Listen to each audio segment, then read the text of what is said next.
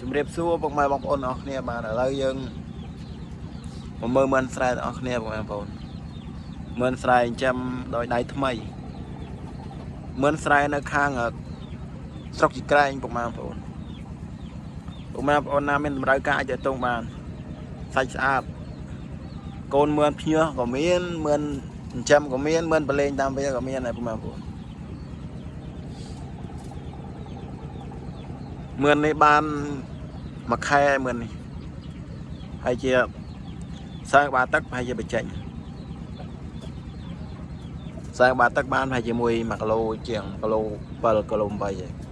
យឈ្មោលអាច1គីឡូ2គីឡូក៏មានធំមួយឈ្មោលត្រង់មានអីទេត្រង់បែបស្រុកស្រែបាំងបែបស្បូវមិនមែនតិចចិញ្ចឹមឆាប់ធំ